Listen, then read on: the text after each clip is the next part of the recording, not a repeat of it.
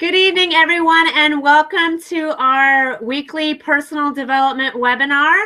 I'm Rebecca, and I am going to be doing this webinar solo tonight because a bunch of people in our networking group are on our way to Florida and flying, and a bunch of traveling is being done. So it's just me, myself, and I tonight, but I am really excited to share Chapter 2 with you from our book, Think and Grow Rich, which is our personal development book that we're reading right now. And chapter 2 is on desire. So I want to read my notes with you and what I got out of it. And then I'm going to share some personal things from my heart that I took from this chapter. So my notes, is your desire a hope, a wish, or is your desire definite? A definite goal is one that you can place all of your energy, all of your willpower, and all of your effort into. You will put everything into this goal. A definite desire will keep you focused. Nothing will deter you. You will burn the bridges behind you, and you will place your stake in the ground. You aren't going anywhere. There is no retreat. It's win or perish. And I love the story that he used in the book where the general, when they landed in the new land of the people that they were fighting, he realized that they were outnumbered and he ordered their ships to be burned. And he basically said, look, we're outnumbered, but we have to beat these people or we're going to die. It's win or perish here. And they won that battle. They didn't have an option to retreat. When the going is hard and the future looks dismal, it's easier to pull and go elsewhere. But you have to stay the course. You have to stay put. That we read about people that had these desires and people that actually got their desires, all of them had obstacles. They had multiple obstacles. Nobody had this desire and it just happened. They had to sacrifice for it. They had to do something for it. Wishing will not bring you riches, but desiring with the right state of mind, then planning definite ways and means to acquire the riches and backing those plans with persistence, which does not recognize failure, will bring riches. So he gave us 6 steps. And the first step is fix in your mind exactly what you want. And he was very specific about this. Do not be broad. You need to cross all your T's.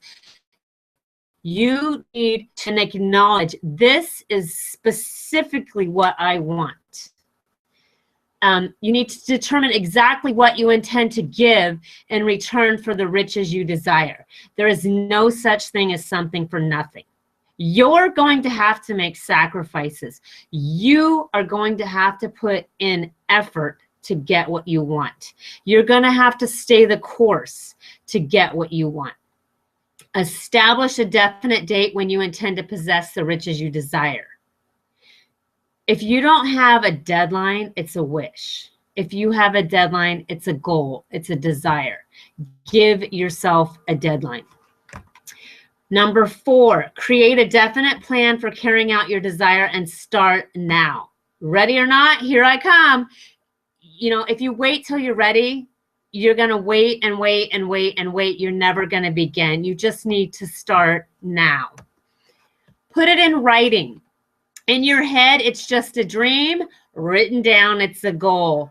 I love to write things down. And not only do I like to write them down, I like to post them. I like to show my goals to other people because it holds me accountable. I can't just, think of something in my head and, oh, yeah, I'm going to do this by this date. And then if it doesn't happen, nobody knew. But I'm holding myself accountable. So for me, it's kind of like if I share a goal with people and I don't achieve that goal, then I have egg in my face. So it makes me want to achieve it just more because I don't want that egg in my face. So write exactly what you desire, write your deadline, write what you intend to do to acquire your riches, and write down your thorough plan of action. So, whatever it is that you desire, write it down. If you desire to be this position in your occupation by this date, write that down. If you desire to have this income by this date, write that down. And is that income a daily income? Is that income a weekly income? Is that income a monthly income? You have to be specific. Number 6, read your written statement aloud twice a day, when you get up and when you go to bed. I love to put things on my mirror in my bathroom because you brush your teeth in the morning and you wash your face and all of that. And you do the same thing at night again. So you see what you have written on the mirror when you first get up, and you see what you have written on the mirror before you go to bed. So to me, that's a great place to put stuff.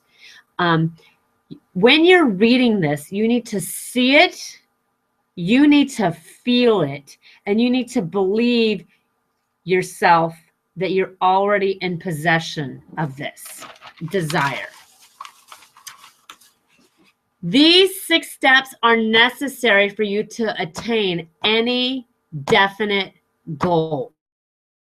Desire and absolute belief, you will never, ever reach your goal.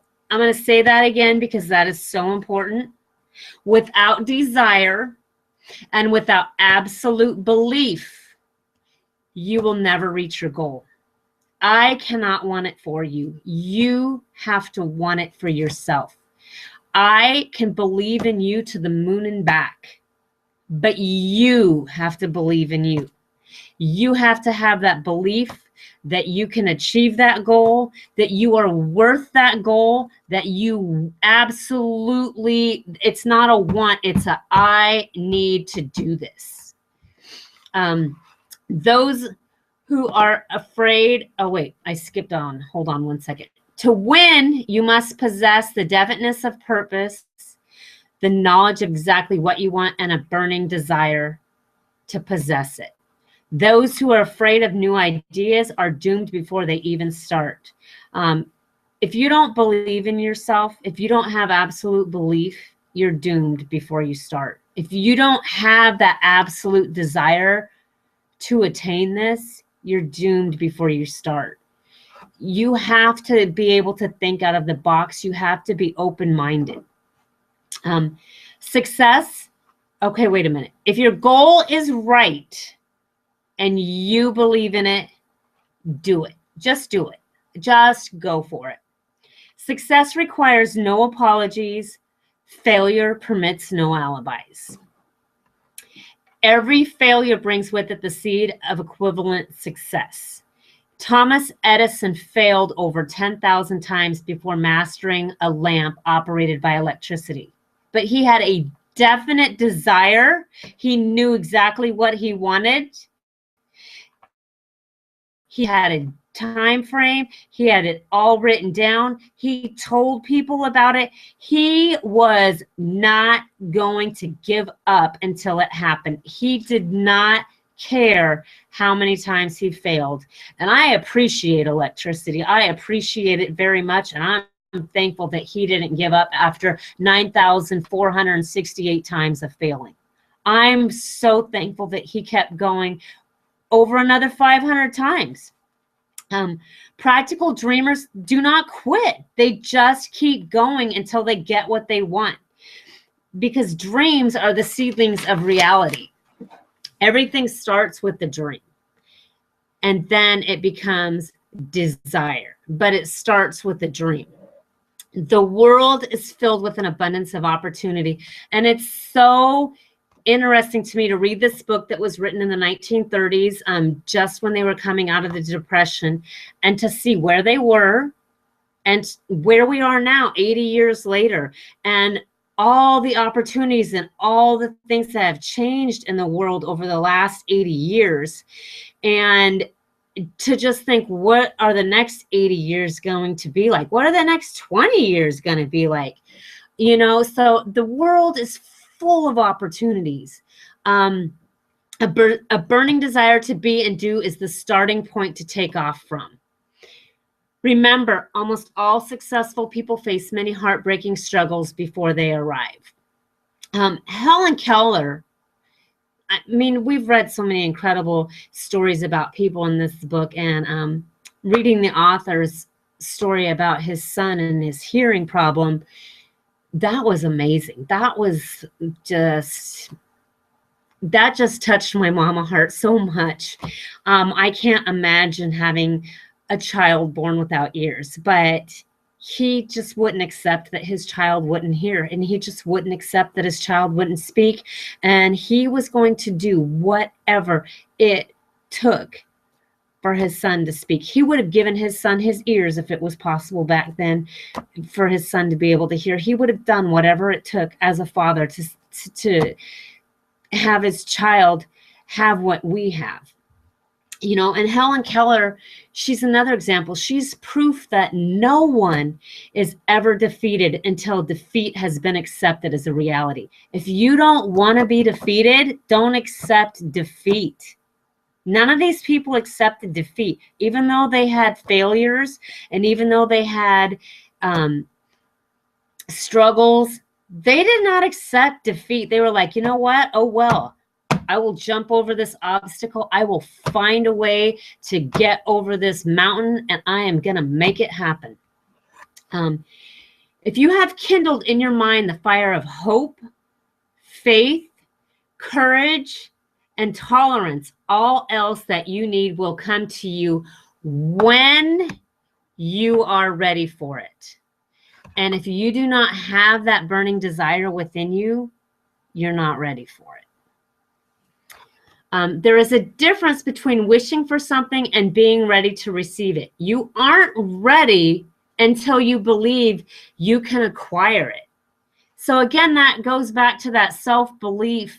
If you don't believe that you can acquire it, then it's just a wish. It's never going to really happen. You have to believe, this is what I want, and dang it, I'm worth it, and this is what I'm going to get.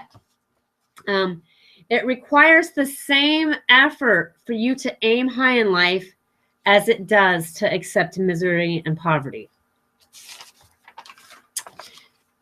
Even when reason plainly tells you there is no adequate compensation, desire backed by faith pushes reason aside and inspires you to carry on. You look at all these things that people invented, they're talking about, like with Ford doing the 8-cylinder engine, and the author, you know, with his son being born without ears, and Helen Keller, and I can't think of his name now because I didn't write it down, but going to work for Edison. You think about that, you know, and Thomas Edison and the light bulb and electricity. People probably looked at them back then and they probably said, you are crazy. You are nuts. You are thinking things that are absolutely impossible. But these people said, no, you know what? They might seem impossible to you, but I know that there's a way. I know that this is possible for this to happen. I have this vision. I have this dream. I have this definite desire. I have this purpose. And I'm going to see that this happens. Nothing is impossible to the person who backs desire with enduring faith. So what I really took out of this book was that, as I said earlier, the desire has to come from within. I can want it for you so bad. Your parents can want it for you. Your children can want it for you. Your siblings, your friends, your neighbors. You can have a gazillion people wanting it for you. But it's not going to happen until you truly have that burning desire in your heart. You have that passion. Until, you know, you have your why. Why do I want this, you know? this is what I want. And it makes you cry because you're so passionate about it. You know, I kind of thought about it. It's like when we pray for people, you know, you have to want this, you know, and God does change people's hearts. But, you know, we can all be praying for someone, but if they don't want it, they're not going to receive that blessing from God unless they absolutely want it. So again, it's something that you have to want from within. It's truly just a wish if it's not a burning desire. And if it's not a burning desire, it's a wish that's never going to come true. So, but if it is definite and it's a must have or it's a must do, you will have that desire. So what I'd like you guys to do over the next day or two is, you know, go back to step number 1. Go back to these 6 steps. Do this before you go on to the next chapter, which is about faith. And, you know, if it takes you a while to figure this out, that's okay. But really figure out, what do you want? What exactly is it that I want? What do, you know, and be specific about it. You know, what do I want out of this? What is my burning desire? Write it all down. Do these 6 steps. I lost my notes now that I went back. So I'm encouraging you, take the time over the next day or two before you start the next chapter and really just open up your heart and really just think about and write down what it is that you absolutely desire. We're going to start reading after that, our next chapter 2, which is on faith. And we're going to meet next Thursday here at 6:30. And I want to close out tonight by saying this to you, because I think this fits in perfectly with this chapter. If you don't know where you want to be in 5 years, you're already there. Thank you. Have a good night. I love you guys, and I will see you next week.